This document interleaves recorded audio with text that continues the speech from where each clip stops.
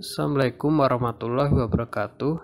Perkenalkan, kami dari kelompok 1 ITP kelas ganjil ingin mempresentasikan materi yang berjudul Teknologi Penggorengan Cumi-Cumi.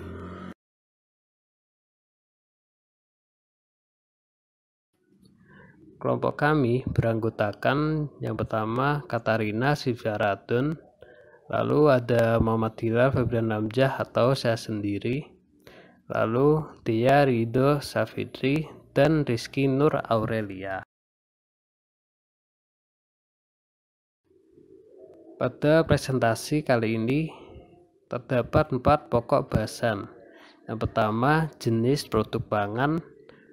Yang kedua, pengaruh jenis penggorengan. Yang ketiga, faktor yang mempengaruhi penggorengan. Dan yang terakhir, kesimpulan. Selanjutnya, kita memasuki pokok bahasan yang pertama, yaitu jenis produk pangan. Untuk jenis produk pangan yang kelompok kami gunakan adalah cumi-cumi. Cumi-cumi merupakan anggota dari keluarga Cephalopoda yang berarti memiliki kaki di sekitar kepala. Kemudian cumi-cumi memiliki 8 tentakel dan 2 lengan yang mengelilingi kepala.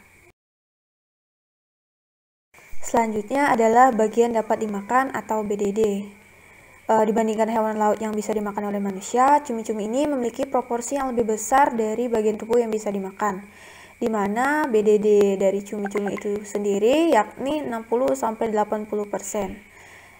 BDD yang dapat dimakan itu bagian tubuh utama, mantel, dan 2 sirip yang menempel di punggung atau mantel atau tentakel.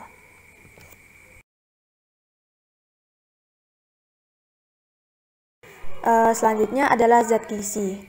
Cumi-cumi merupakan sumber protein yang melimpah. Selain protein juga terdapat vitamin, mineral, taurin, betanin, EPA, dan DHA. Nilai gizi cumi-cumi itu tinggi jika dibandingkan dengan kebanyakan spesies ikan, di mana cumi-cumi ini tinggi akan protein dan fosfor, namun sedikit kalsium, tiamin, dan riboflavin. Saat ini, masyarakat kita lebih memilih produk siap makan, siap masak, atau siap goreng yang dianggap sebagai produk bernilai tambah karena gaya hidup cepat mereka, di mana masyarakat lebih menginginkan suatu produk yang instan. Salah satunya adalah cumi-cumi goreng.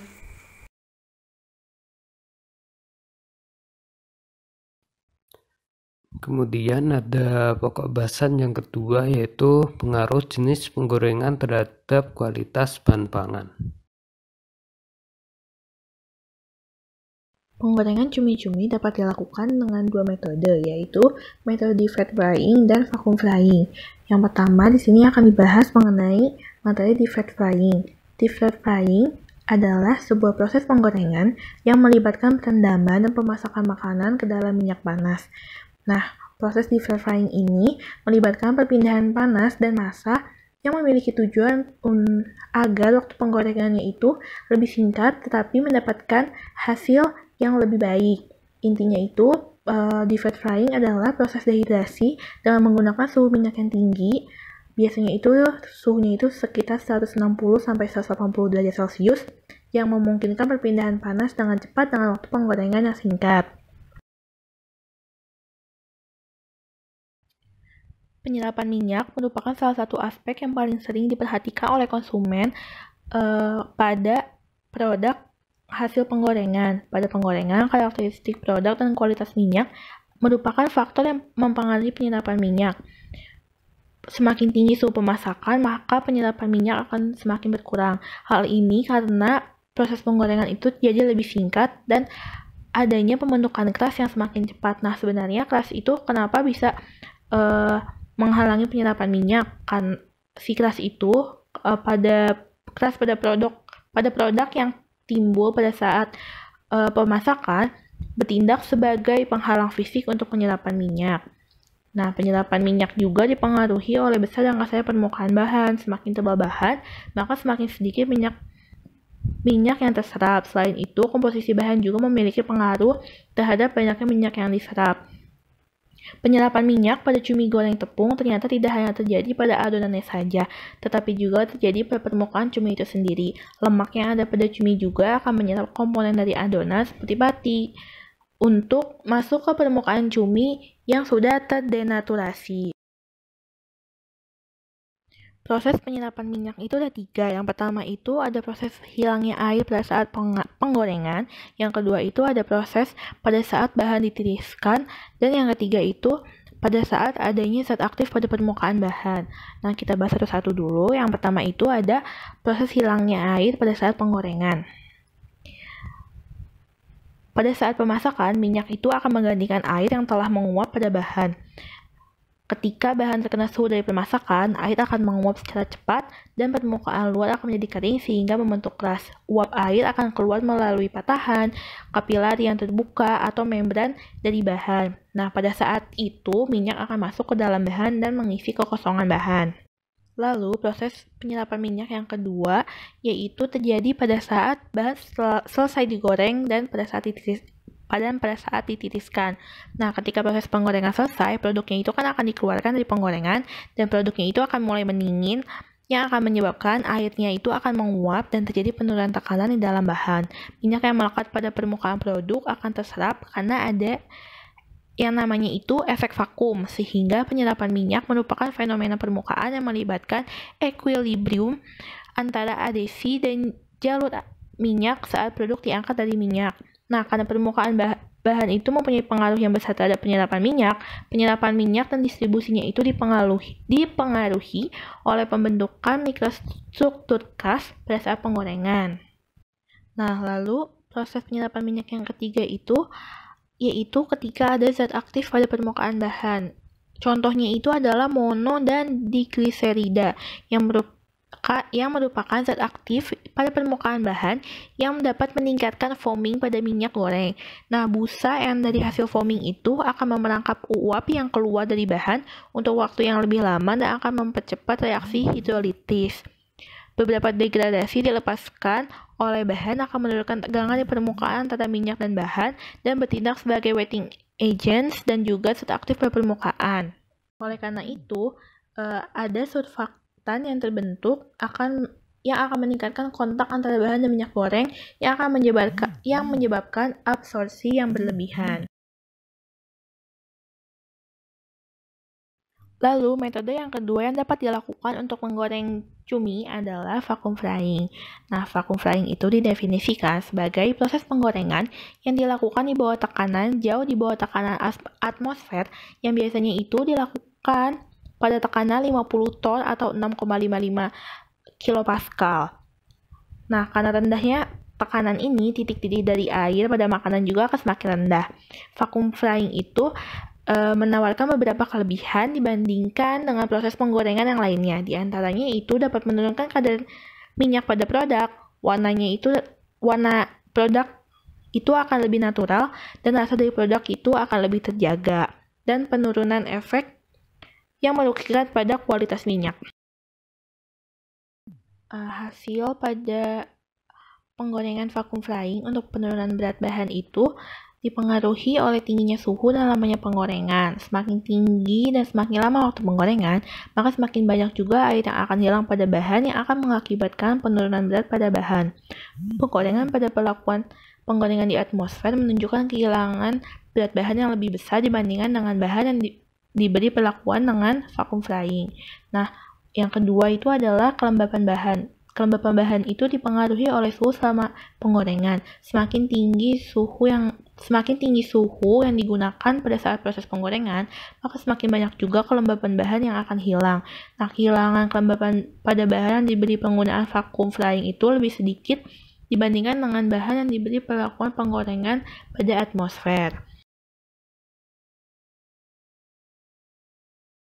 Lalu yang ketiga itu adalah penyerapan minyak pada produk.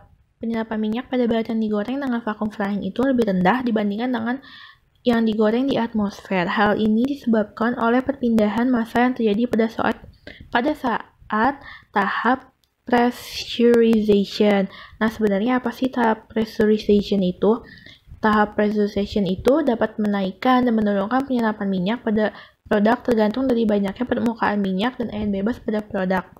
Nah, pada tahap pressurization itu terjadinya itu pada saat produk itu dikeluarkan dari kondisi vakum untuk ke kondisi atmosfer. Nah, karena ada perbedaan tekanan itu, tekanan pada pori-pori bahan itu akan meningkat drastis agar sampai pada tingkat atmosfer. Tekanan ini menyebabkan minyak yang menempel pada permukaan akan masuk ke dalam bahan sampai tekanan pada pori-pori setara dengan tekanan atmosfer. Nah, selama proses pendinginan, karena lebih sedikit minyak yang menempel pada permukaan sampel pada hasil vacuum frying, maka akan semakin sedikit juga minyak yang terserap selama proses ini, sehingga dapat disimpulkan bahwa penyerapan minyak pada metode vacuum frying lebih sedikit. Lalu yang keempat adalah warna dari produk. Hasil yang diperoleh dengan kolorimeter, bahan yang digoreng dengan metode deep fat frying memiliki warna yang lebih gelap dan lebih merah dibandingkan dengan bahan yang digoreng menggunakan metode vakum.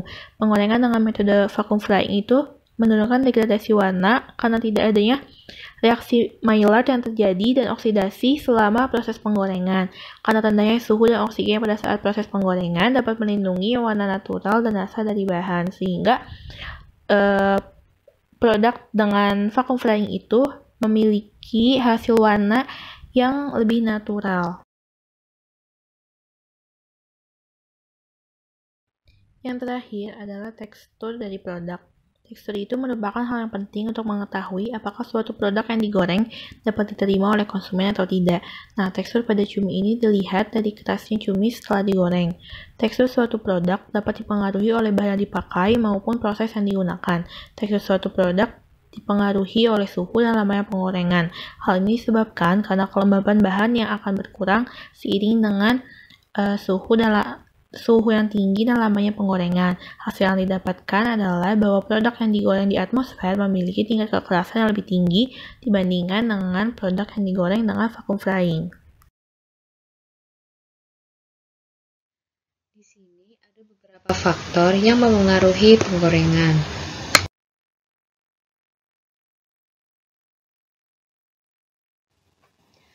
Yang pertama adalah jenis bahan makanan.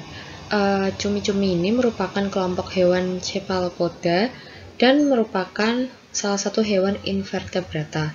Kemudian ada jumlah minyak yang terserap. Jumlah minyak yang terserap berhubungan dengan distribusi ukuran di dalam ukuran partikel di dalam bahan pangan cumi tersebut. Suhu dan lama waktu penggorengan. Umumnya teknik pengolahan cumi ini itu tidak membutuhkan waktu yang lama. Lamanya waktu masak cumi paling ideal itu 3 menit dengan api besar. Lebih dari itu, cumi akan alot. Jika ingin masak cumi dengan waktu yang lama, sebaiknya lebih dari 30 menit dengan api kecil.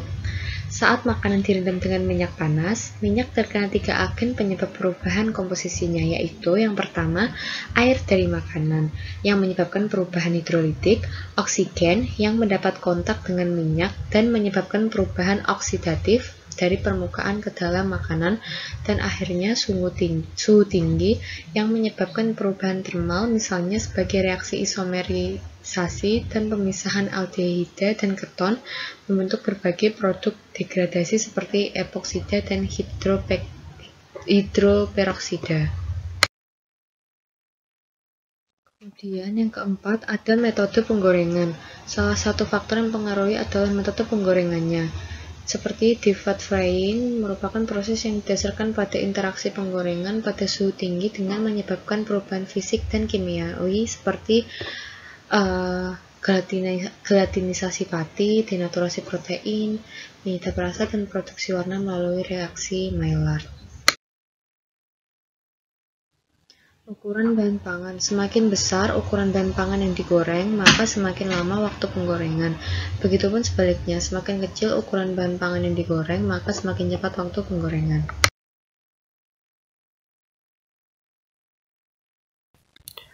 Selanjutnya, kita memasuki pokok bahasan yang terakhir, yaitu kesimpulan. Berdasarkan penjelasan sebelumnya, maka dapat ditarik kesimpulan bahwa cumi-cumi merupakan salah satu bahan pangan dengan bagian yang dapat dimakan terdiri dari mantel, ekor, lengan, dan tentakel, yaitu terdiri dari 60 hingga 80% berat hewan tergantung pada spesies dan ukurannya. Cumi-cumi juga merupakan bahan pangan dengan nilai gizi yang tinggi, terutama pada sumber protein yang melimpah. Dalam penggorengan cumi-cumi dapat dilakukan dengan dua metode. Yang pertama yaitu melalui metode deep fat frying, yaitu sebuah proses penggorengan yang melibatkan perendaman dan pemasakan makanan dalam minyak panas. Metode ini akan mempengaruhi banyaknya penyerapan minyak dan juga pembentukan keras pada cumi-cumi. Yang kedua yaitu metode vacuum frying, yang didefinisikan sebagai proses penggorengan yang dilakukan jauh di bawah tekanan atmosfer. Metode ini lebih baik dibandingkan deep fat frying karena memiliki penurunan kadar minyak pada bahan, warna yang natural, rasa dan tekstur dari bahan lebih terjaga, penurunan efek yang merugikan pada kualitas minyak serta kadar minyak, hilangnya kelembaban dan penyusutan pada bahan yang lebih rendah.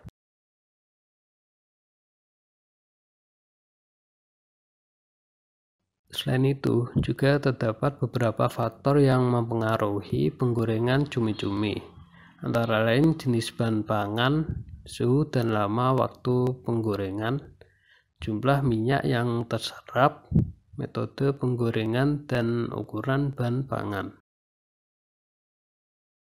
Sekian presentasi dari kelompok kami. Apabila ada kekurangan, kami mohon maaf. Wassalamualaikum warahmatullahi wabarakatuh.